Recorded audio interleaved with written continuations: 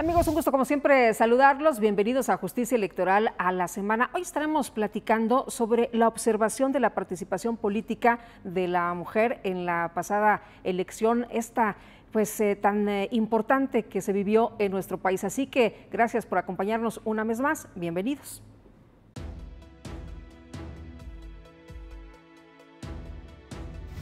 La paridad constituye una de las estrategias orientadas a combatir los resultados de la discriminación histórica y estructural que ha mantenido a las mujeres al margen de los espacios públicos de deliberación y toma de decisiones.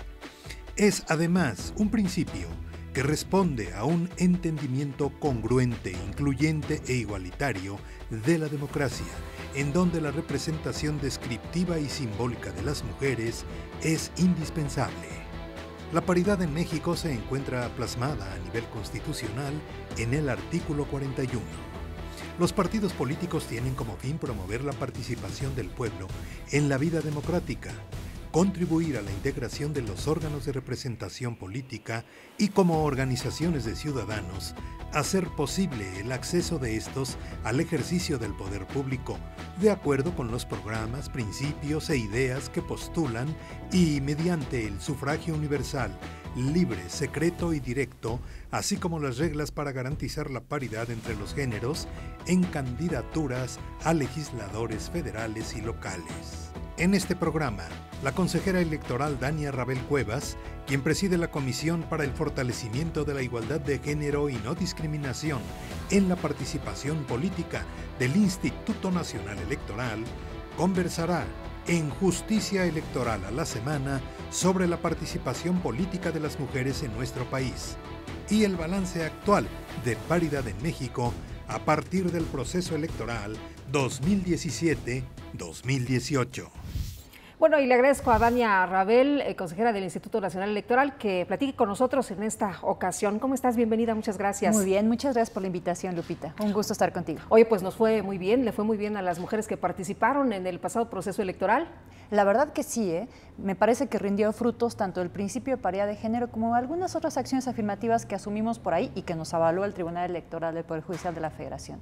Hoy hemos estado revisando algunos datos, algunas cifras bien importantes de cómo van a quedar, por ejemplo, los congresos, las presidencias municipales, cómo se están integrando, de hecho, también algunos gabinetes y, bueno, pues una participación muy grande de las mujeres. Sí, bastante grande. Mira, podemos empezar a comentar, por ejemplo, cómo va a quedar la integración en el caso federal, digamos, el Congreso de la Unión, ¿no?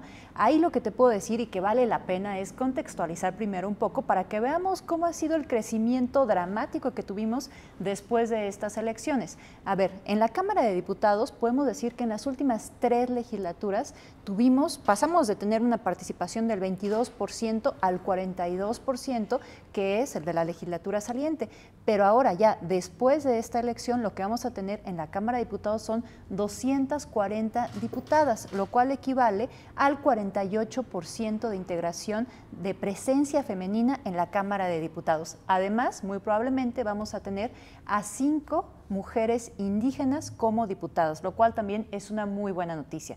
En el caso de la Cámara de Senadores, ahí lo que estamos viendo es que en las pasadas legislaturas, en los últimos años de las legislaturas, pasamos de una presencia del 15% en la legislatura que comenzó en 2006 y en la saliente del 32%. Y ahora lo que va a haber es una integración de 63 mujeres en la Cámara de Senadores, lo cual equivale a una presencia femenina del 49%. Y hay que decir otra cosa, además, es la primera vez que se aplica el principio de paridad de género en la Cámara de Senadores. No había habido oportunidad después de la reforma de 2014 porque todavía no terminaba ese periodo, ¿no? Entonces, eso ya es muy buena noticia. ¿Qué tenemos a nivel estatal? Bueno, pues en 27 entidades federativas hubo renovación de su Congreso y entonces te puedo decir que, por ejemplo, en 4 entidades federativas va a haber una presencia femenina superior al 50%. En 6 entidades federativas alcanzamos la paridad. En 12 entidades federativas va a haber una presencia femenina menor al 50%, sí, pero superior al 40%. ¿No? A lo que ya habíamos visto. Y solamente en 5 entidades federativas va a haber una presencia femenina menor al 40%.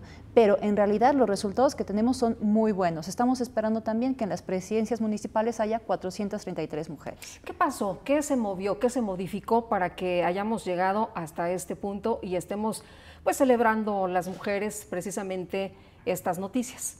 Mira, yo creo que son 2 factores fundamentales. Primero, sí, la aplicación del principio de paridad de género, pero después, adicionalmente a eso, algunas acciones afirmativas que nosotros asumimos en el INE y que fueron avaladas por la Sala Superior. A ver, el 8 de noviembre nosotros emitimos un acuerdo para establecer los criterios de registro de candidaturas y de coaliciones. En ese acuerdo establecimos algunas acciones afirmativas y hay que decirlo, pues este acuerdo salió apenas un mes después de que iniciamos proceso electoral. Recordemos que lo iniciamos el 8 de septiembre de 2017. ¿Qué acciones afirmativas me parece que marcaron la diferencia en estas elecciones? Bueno, primero establecimos que en el caso de la Cámara de Senadores tendría que encabezarse por la vía de representación proporcional por una mujer, la lista de representación proporcional que presentaban los partidos políticos. Para la Cámara de Diputados, de las 5 listas que presentan los partidos políticos por cada una de las circunscripciones, pues por lo menos 2 tenían que ser encabezadas por mujeres. Luego, si estamos hablando de mayoría relativa, pues también para la Cámara de Senadores dijimos que se tenía que observar el principio de paridad horizontal y vertical. Y una cosa que fue excepcional y que vale la pena destacar tiene que ver con la acción afirmativa que asumimos para que hubiera una mayor presencia de personas indígenas en la Cámara de Diputados. Ahí lo que dijimos primero en el Consejo General del INE es, bueno, tenemos 28 distritos electorales indígenas que nosotros catalogamos así porque tiene una población preponderantemente indígena. Entonces dijimos en un inicio, por lo menos en 12 de esos distritos electorales indígenas, que los partidos políticos postulen a personas indígenas. Ese acuerdo fue impugnado, llegó a la Sala Superior y la Sala Superior aumentó el número y dijo, no que sean 12, que sean por lo menos 13. Pero otra cosa bien importante, también dijo, tiene que aplicarse la autoadscripción calificada, es decir, no basta como era antes con que yo solamente diga, no, pues yo soy una persona indígena, no. Tiene que acreditar un vínculo con la comunidad y eso es bien importante porque entonces eso nos va a garantizar que haya una representación real, que realmente estén defendiendo los intereses de la comunidad. Claro. Oye, alguien por ahí se quiso pasar de vivo, ¿no? Haciéndose, documentando que era indígena y bueno, no, en el caso de un varón, por cierto. Exactamente, ¿no? Y por ejemplo, la Sala Regional Jalapa ya se pronunció ahí y dijo, eso no se vale y por lo menos hasta ahorita en lo que va en esa sentencia, porque la tiene que revisar la Sala Superior, ya dijo, nos tenemos que ir a elecciones extraordinarias. Oye, y bueno, ya que estamos hablando del tribunal, nos dices cuál ha sido la participación del INE, cuál ha sido la participación de los diferentes organismos, el Instituto Nacional Electoral, el Tribunal Electoral, OPLES, precisamente en este impulso, en este apoyo para empoderar a las mujeres. Mira, esa es una pregunta así súper extensa verdaderamente, o sea, podríamos verla desde varios ámbitos, ¿no? Obviamente, el Tribunal Electoral del Poder Judicial de la Federación participa de manera muy relevante a través de sus sentencias, pero también tenemos una coordinación, digamos, en cuestiones un poco más terrenales con la Comisión de Igualdad de Género y No Discriminación que estoy presidiendo, ¿no? Entonces, por ejemplo, algunas cosas que he hecho en común con el Tribunal Electoral es, pues en el marco de este proceso electoral, organizamos un taller sobre violencia política contra las mujeres, ¿no? Para inhibir esta situación. Y una cosa muy importante, muy relevante, es que se le dio ahí en ese taller herramientas a las candidatas para poder presentar, por ejemplo, un juicio para la protección de los derechos político-electorales del ciudadano. Luego, tenemos coordinación también con otros organismos como es CONAPRED. En el caso de CONAPRED, en conjunto con ellos, lanzamos 3 tomos de una guía de acción pública. En esos tomos la gente puede encontrar pues herramientas para poder ejercer sus derechos de manera efectiva, sus derechos políticos, pero además y sobre todo de manera incluyente. Ahora, también hemos trabajado muy de la mano con InMujeres. Junto con InMujeres y con el Tribunal Electoral hicimos un encuentro el 8 de junio de observatorios locales para poder comentar cuáles eran los hallazgos que habían tenido, tener una retroalimentación ahí, cuáles eran los retos por venir. Entonces tenemos mucho trabajo en conjunto. Acabo de hablar con Norma Ley, de hecho, de InMujeres. Claro. Sí, no, la verdad es que tenemos una comunicación constante, me parece fundamental que siga existiendo, porque a partir de esa comunicación y coordinación, pues bueno, podemos ser mucho más efectivos en las medidas que asumimos, pero además no duplicar esfuerzos. Oye, y en el caso, por ejemplo, de las recomendaciones internacionales, ¿qué tanto se apoya en esto? ¿Qué tanto se ve en otros ejemplos de otros países para que en México se tomen en cuenta este tipo de recomendaciones y haya acciones en favor de las mujeres? Mira, el derecho comparado siempre es una buena fuente para poder ir avanzando. Obviamente se tiene que ver pues con sus asegúnes, viendo cuál es el contexto nacional y qué sí puede ser aplicable y qué no. Hay que decir que, por ejemplo, en el tema de violencia política contra las mujeres, Bolivia ha sido pionero. Hemos aprendido mucho de la legislación que ellas tienen.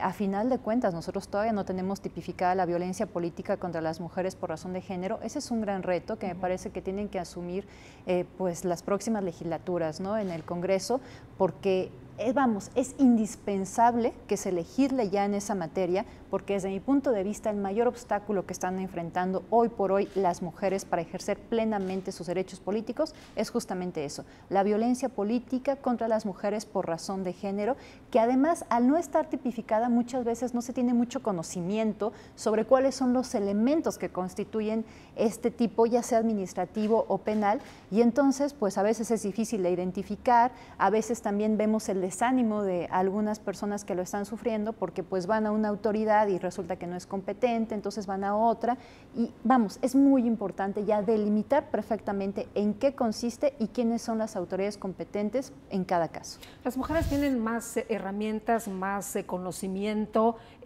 más pues instituciones que las protejan ahora.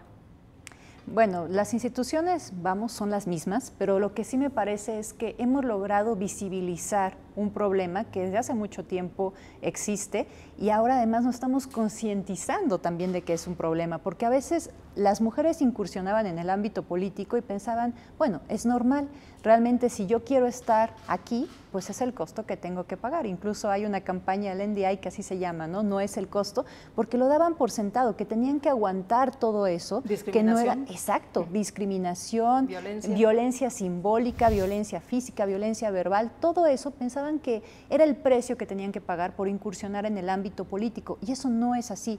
Estamos concientizando a las personas que no tiene por qué ser así, que eso no es normal. Muy bien, pues vamos a tener que hacer una pausa, pero regresamos de inmediato a la invitación para que siga con nosotros.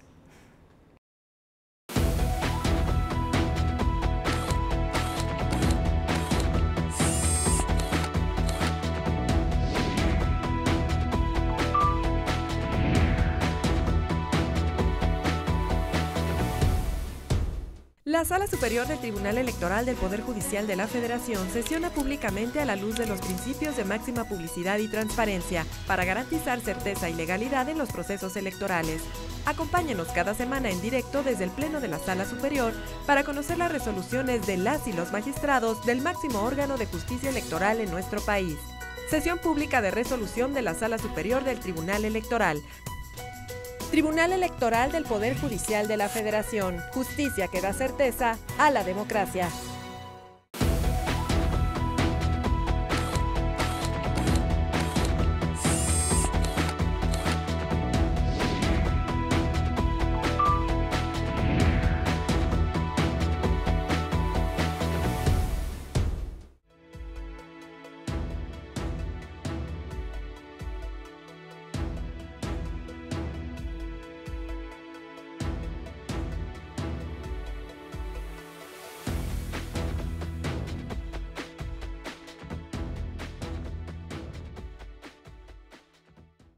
Estamos de regreso, muchas gracias a todos ustedes que participan con nosotros a través de sus opiniones en redes sociales, todas son bienvenidas. Y bueno, pues seguimos platicando, nos quedamos con este tema de la violencia que me parece a mí debemos regresar un poquito porque pues ha sido una situación en la pasada jornada electoral, en el pasado proceso electoral muy delicado, hubo asesinatos de hombres y de mujeres, hubo violencia, incluso en zonas en las que pues las mujeres y los hombres decían, ¿sabes qué? Mejor yo ya no hago campaña.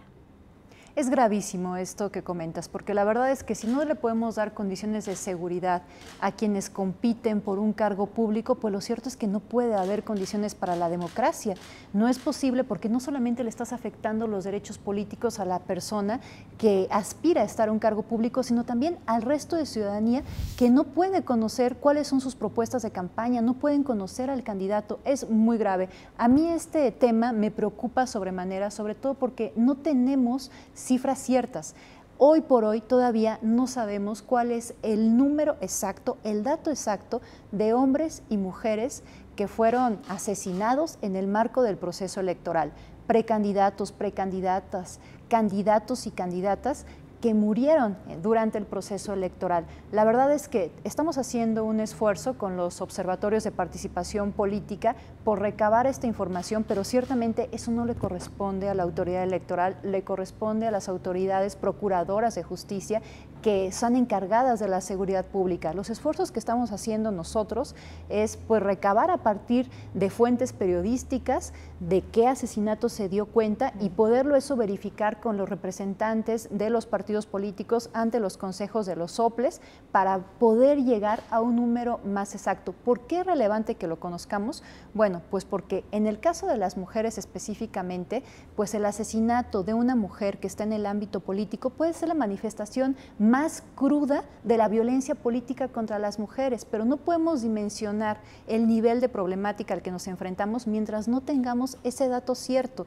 Es verdaderamente muy importante que lo podamos conseguir, que las autoridades nos den esa información para poder atender la problemática, incluso para también poder plantear la necesidad de hacer la ley sobre violencia política contra las mujeres, de tener la iniciativa y tipificar la violencia política contra las mujeres.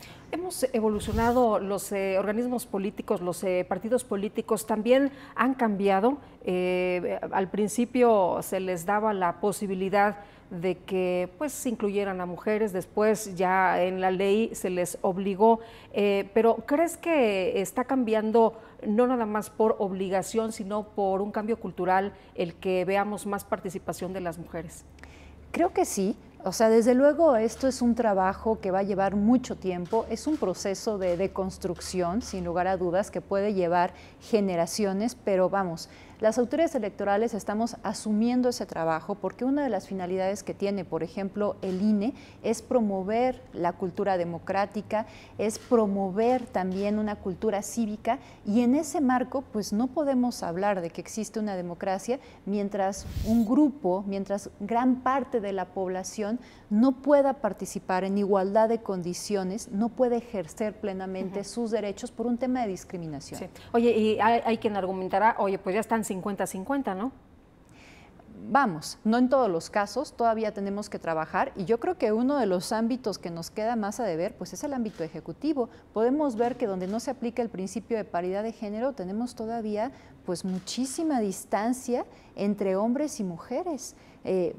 Hay que ver también los resultados de las gubernaturas, por ejemplo, aunque en esta ocasión vamos a tener una jefa de gobierno y una gobernadora, lo cierto es que si lo vemos en el plano nacional, ¿cuántas gobernadoras hay y cuántos gobernadores hay? ¿Cuáles, dirías tú, en este proceso han sido los casos de éxito que hemos visto en favor de las mujeres? Mira, yo creo que hay muchos casos de éxito, sobre todo en tema de inclusión, y hay que destacar también aquí el trabajo de los organismos públicos locales electorales. La verdad es que han marcado pauta en varios temas que son muy relevantes para que todos y todas puedan participar en igualdad de condiciones. Te menciono, por ejemplo, el tema trans. Nosotros en el INE sacamos el protocolo para garantizar que las personas trans, travestis, transexuales, transgénero, pudieran votar libres de discriminación. La verdad es que no hubiéramos sacado ese protocolo para estas elecciones si no hubiera sido gracias a los esfuerzos de años que ha hecho el Instituto Electoral del Distrito Federal, el entonces IEDF, ahora ISM. ¿Qué fue lo que pasó ahí? Bueno, pues en 2012, para la elección de 2012, sacó una circular que dirigió a todos sus órganos desconcentrados para advertirles que no discriminaran por ninguna causa, incluyendo a las personas trans, desde luego. se dieron cuenta que eso no era suficiente, que no había permeado realmente. Entonces lo que hicieron fue, bueno, pues hay que tomar medidas adicionales. Hicieron un díptico que introdujeron en las casillas únicas para 2015, en donde el INE ya tenía la rectoría. Entonces, en ese díptico, pues se daban ciertas instrucciones a los funcionarios de casilla para que no discriminaran a las personas por su expresión de género, cuando a lo mejor no coincidiera plenamente con la fotografía de la credencial para votar. Y se daban algunos tips, ¿no? Para ver la identidad de la persona, la forma de la cara, la separación de los ojos, la forma de las orejas, etcétera. Eso fue nuestra base, porque se convirtió en nuestro piso mínimo del cual ya no podíamos retroceder para hacer el protocolo trans. Entonces, lo que hicimos ahora es ir mucho más allá, y el protocolo trans tuvo una gran regla. Decía, a ver, la falta de concordancia de la expresión de género de la persona con los datos que están plasmados en la credencial para votar que está aportando, llámese su fotografía, su nombre, el sexo que está plasmado en la misma, no puede ser un impedimento para que la persona ejerza su derecho al voto. Eso se logró gracias a la iniciativa de un instituto electoral local. ¿Qué tuvimos en esta elección? Los mushes, por ejemplo. En el caso del Instituto Electoral de Oaxaca, en sus lineamientos de paridad establecieron que se iba realmente a conservar y se iba a respetar la autoadscripción de género que la persona dijera, ¿no? Entonces, eso se iba a tomar en cuenta para la postulación a cargos de elección popular. Desde luego, ellos tienen una gran comunidad mushe, fue lo que hizo que se tomara esta medida, pero bueno, ya esto plantó un referente a nivel nacional que también ayuda a las personas trans. En el caso del Instituto Electoral de Guanajuato, bueno, ahí tuvieron un avance con los observadores electorales. Por primera vez en la historia de las elecciones, mexicanos y mexicanas residentes en el extranjero pudieron hacer observación electoral. ¿Cuál era el impedimento? Bueno, pues que como estaban viviendo en el extranjero, pues para acreditarse tenían que hacer un curso, y el curso solamente lo podían hacer en México, entonces era imposible. A partir de una consulta que nos hace el Instituto Electoral de Guanajuato, dijimos, no, pues vamos a implementar el curso en línea.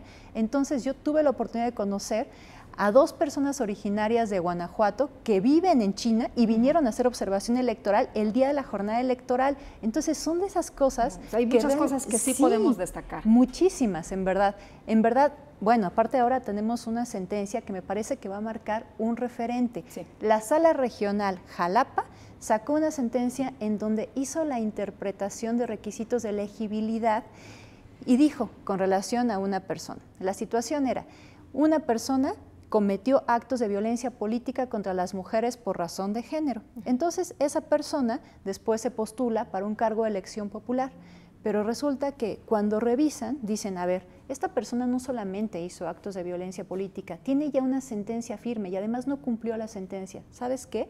Que yo interpreto que entonces tú no estás cumpliendo con el requisito de tener una forma honesta de vivir y no puedes ser candidato.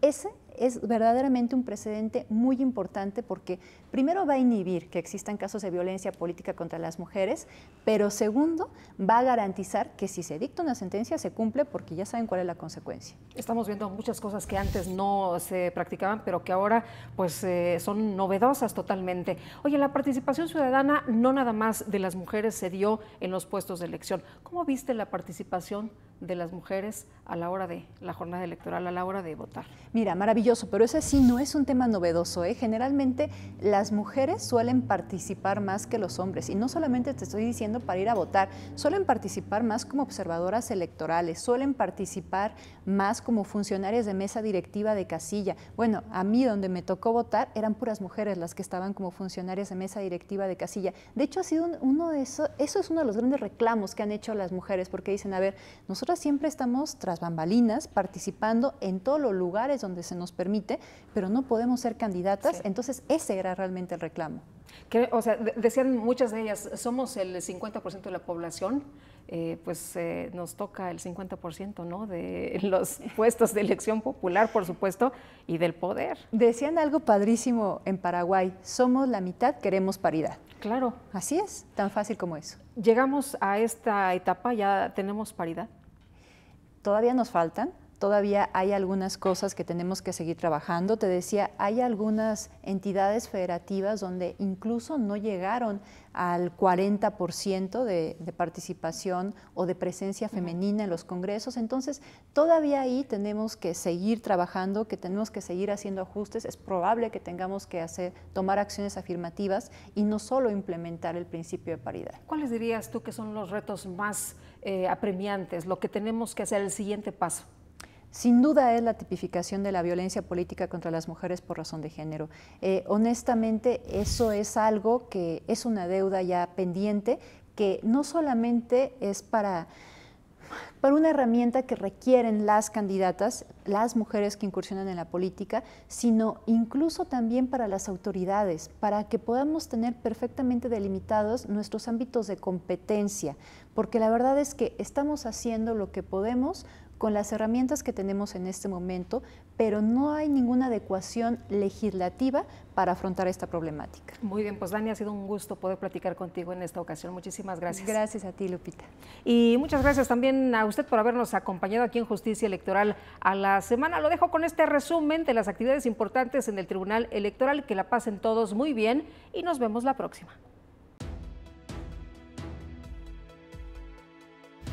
Con el objetivo de analizar diversas sentencias relevantes emitidas por el Tribunal Electoral del Poder Judicial de la Federación, la magistrada presidenta Yanino Talora Malasis, la magistrada Mónica Aralizoto Fregoso y el magistrado José Luis Vargas Valdés sostuvieron una reunión con integrantes de la misión de acompañamiento jurisdiccional del Instituto Interamericano de Derechos Humanos denominada Elecciones México 2018, Perspectiva Jurisdiccional Comparada de América Latina. En el foro de participación política con la juventud universitaria, la magistrada presidenta del Tribunal Electoral, Yanino Talora Malasis, instó a la juventud a dar seguimiento a los representantes populares recientemente electos y aseguró a las y los jóvenes que la democracia respeta su individualidad, identidad, derecho a manifestarse y asociarse, a expresar y publicar ideas y su derecho a votar y ser votados. El Pleno de la Sala Superior confirmó la sentencia de la Sala Regional Toluca en la que se modificó los resultados de cómputos de la elección de senadores en el Estado de México y confirmó la declaración de validez de la elección y el otorgamiento de la constancia de mayoría y validez otorgadas a favor de los candidatos Delfina Gómez Álvarez e Higinio Martínez Miranda de la coalición Juntos Haremos Historia y Juan Manuel Cepeda Hernández de la coalición México al Frente. La integración de la Sala Superior revocó la sentencia de la Sala Regional Ciudad de México y en plenitud de jurisdicción confirmar la entrega de la constancia de asignación de senaduría de primera minoría en el estado de Guerrero. La Sala determinó que los actos de violencia política en razón de género no fueron cometidos por los integrantes de la fórmula que obtuvo el escaño de primera minoría. El Pleno señaló también que los derechos de violencia, aunque constituyen conductas altamente reprochables, no fueron determinantes para el resultado de la elección.